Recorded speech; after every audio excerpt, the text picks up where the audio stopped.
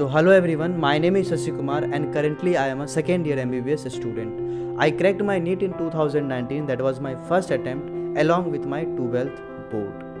तो आज के इस वीडियो में उन स्टूडेंट के लिए बात करूंगा जिनका मार्क्स टेस्ट में बहुत कम आ रहा है अभी भी, ठीक है, अभी भी बहुत कम आ रहा है, जबकि उन्होंने अच्छे से सिलेबस कंप्लीट कर लिया है, ठीक है, उन्होंने पूरे 2 साल ईमानदारी से मेहनत किया, बट फिर भी मार्क्स बहुत कम आ रहा है और वो डिप्रेस्ड है, ठीक है। तो देखो, डिप्रेस नहीं होना है, ठीक है, डिप्रेस नहीं होना। अगर आप ज़्यादा डिप्रेस्ड हो, ठीक है, एक बार मेरे से आप बात कर सकते हो, ठीक है। मेरा एक टेलीग्राम चैनल है द एप्रन बॉय करके, वहाँ पे मैं हर स्टूडेंट को पर्सनली गाइड करता हूँ, ठीक है। आप वहाँ पे जाओ, ज्वाइन करो, एक टेलीग्राम ग्रुप भी है, ठीक है, वहाँ पे जाओ, आप ज्वाइन करो, आप वहाँ पे मुझे डीएम कर सकते हो, ठीक है। इतना मैंने अभी छूट दे दिया है कि आप नीट 2021 तक आप मुझे डीएम कर सकते हो। अगर आपका कोई भी डाउट है, मैं आपको पर्सनली बताऊँगा, आपसे बात भी करूँगा, ठीक है, इतना मैं करूँगा। जाओ टेलीग्राम चैनल ज्वाइन कर लेना और वहाँ पे अगर डाउट होगा तो आप वहाँ पे बताना, ठीक है, मैं ज़रूर सॉल्व करूँगा, ठीक है। तो चलो, जो भी ये स्टूडेंट्स ड्रॉपर थे या फिर जो भी स्टूडेंट ड्रॉपर हैं अभी, उनके लिए मैं बता दूँ कि आपका ये लास्ट अटेम्प्ट है, ठीक है। आप ये सोच के ये एग्ज़ाम दो कि आपका ये लास्ट अटेम्प्ट है, ठीक है। ये कभी मत सोचना कि आप अगर इस बार नहीं होगा तो आप नीट 2022 को अच्छा कर लोगे, नहीं होता है, कभी नहीं होता है, ठीक है। मैं खुद एक फ्रेशर हूँ, बट मैंने खुद से देखा है उन ड्रॉपर्स को जो एक बार ड्रॉप लेते हैं ना, उसको बार बार ड्रॉप लेने का आदत हो जाता है, ठीक है। इसलिए अगर आप ड्रॉपर हो तो इसी बार आपका लास्ट अटेम्प्ट है, और अगर आप फ्रेशर हो देन आपका भी ये लास्ट अटेम्प्ट है, ठीक है। क्योंकि अगर आप फर्स्ट अटेम्प्ट में निकाल लेते हो ना तो वो अलग खुशी होती है, ठीक है। देखो, चलो बात करते हैं कि मेन मुद्दा मेरा क्या है इस वीडियो का। तो मेन ये चीज़ है कि अगर आपका टेस्ट में मार्क्स कम आ रहा है तो कैसे वो इम्प्रूव होगा। पहले मैं अपना स्ट्रेटेजी बताता हूँ कि मैंने क्या किया था। मैंने खुद के मार्क्स को 100 से 200 तक बढ़ाया था, ठीक है। कैसे, देखो, मेरे भी मार्क्स टेस्ट में कभी भी 500 एबव नहीं आया। दैट वाज माय रियलिटी कि मैंने कभी भी टेस्ट में 500 एबव स्कोर नहीं किया, बट फाइनली मैंने नीट में 594 स्कोर किया था। कैसे किया था मैं ये बताऊंगा, ठीक है। आपको वो अप्लाई करना है। देखो, ऐसे ही मैंने किसी, जैसे आप मेरे वीडियो को देख रहे हैं, ऐसे ही किसी का वीडियो मैंने देखा था, ठीक है। उन्होंने मुझे बताया कि क्वेश्चंस प्रैक्टिस करना बहुत ज़रूरी है, ठीक है। और मैंने क्वेश्चंस प्रैक्टिस किए थे, बहुत किए थे, बट उस लेवल तक मैं नहीं जा पा रहा था। मैं एग्ज़ाम में बहुत निगेटिव करके आ जा रहा था, ठीक है। इसी चीज़ का मुझे डर था कि अगर यहाँ पे टेस्ट पेपर में इतना निगेटिव कर रहा हूँ तो कहीं नीट में भी निगेटिव हो जाएगा, और अगर आप 30-40 निगेटिव करते हो तो आपका सिलेक्शन कभी भी नहीं होगा, ठीक है। इसलिए आपको निगेटिव पे कंट्रोल करना है, ठीक है। मैंने क्या किया कि मैंने एक प्लानिंग किया, कि मैंने एक स्ट्रेटजी बनाई कि इस निगेटिव पे कैसे कंट्रोल किया जाए, कि अगर मैं ये निगेटिव करना छोड़ दूँ तो शायद मेरा मार्क्स 100-150 तक इम्प्रूव हो जाता, ठीक है।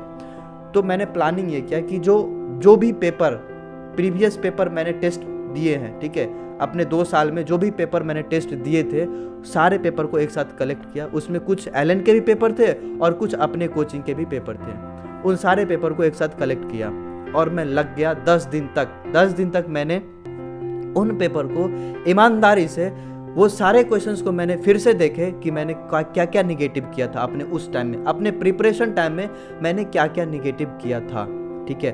और उस निगेटिविटी को मैंने सुधारना शुरू किया कि, ठीक है, कि वो निगेटिव, और साथ साथ में और भी कुछ, ठीक है, ऐड करते गया कि इसके साथ ये भी पूछा जा सकता है, अगर मैंने ऐसा निगेटिव किया, मे भी कुछ ऐसा आ जाए तो क्या करना पड़ेगा, ठीक है। तो थोड़ा स्ट्रेटजी मैं खुद में बनाते गया, ठीक है।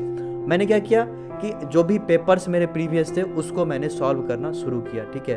और सारे पेपर्स को मैं अच्छे तरीके से सॉल्व किया था। अप्रॉक्स मेरे पास 30 के आसपास पेपर थे, ठीक है, जिसको मैंने 10 दिन के अंदर कंप्लीट किया था, ठीक है। आपके पास बहुत कम टाइम है, आप इम्पॉर्टेंट फुल टेस्ट या पार्ट टेस्ट पेपर को कंप्लीट कर सकते हो, ठीक है।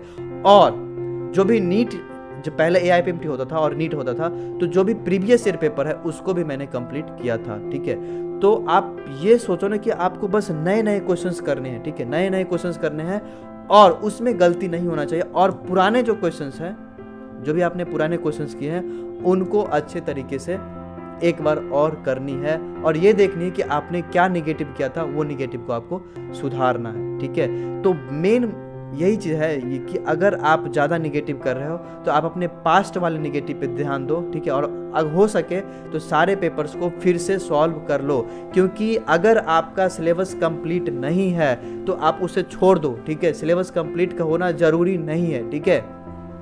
अगर आप 80% भी सिलेबस कंप्लीट किए हो बट उसे 100% उसका 100% आपको आता है, ठीक है, तो वो सही है, ठीक है। आप ऐसा कर रहे हो कि 100% आपने सिलेबस कर लिया बट आपके अंदर उतना 100% नॉलेज नहीं है, ठीक है, तो वो गलत है, ठीक है। आप 80% सिलेबस को ये स्ट्रॉन्ग करने की कोशिश करो कि उससे अगर क्वेश्चन आएगा ना तो मैं नहीं छोड़ूंगा, तो मैं नहीं छोड़ूंगा, ठीक है, एक भी गलत तक नहीं करूंगा। तो दैट्स द मेन स्ट्रेटजी, ठीक है। आपको क्वेश्चंस प्रैक्टिस करनी है, ठीक है। सिलेबस कंप्लीट करने का ध्यान मत दो, ठीक है। कुछ कुछ छोटे चैप्टर्स हैं उनको आप कंप्लीट करो, ठीक है, अभी टाइम है, आप कंप्लीट करो। बट मैंने जो बताया ना कि अगर आप टेस्ट पेपर को कंप्लीट कर सकते हो तो करो। अगर आप टेस्ट पेपर को कंप्लीट कर लोगे ना तो आपका मार्क्स बहुत इंप्रूव होगा। That was my own strategy, मैंने खुद से इंप्रूव किया था, ठीक है, इसलिए मैं ये चीज़ शेयर किया हूँ आपसे। एंड आई होप आपको ये चीज़ समझ में आया हो कि क्या करना है, ठीक है। और जो भी फ्रेशर स्टूडेंट है उससे मैं बोल रहा हूँ कि आप ट्राई करो कि इसी बार रिजल्ट ले लो। ड्रॉपर स्टूडेंट भी इसी बार ले लो, क्योंकि आप अगर दोबारा के लिए सोचोगे तो फिर आप ड्रॉप लेते रह जाओगे, आपका ड्रॉप लेने का आदत रह जाएगा। इसी बार करना है तो इसी बार करना है, ठीक है। All the best for your examination. Thank you for watching this video. Telegram join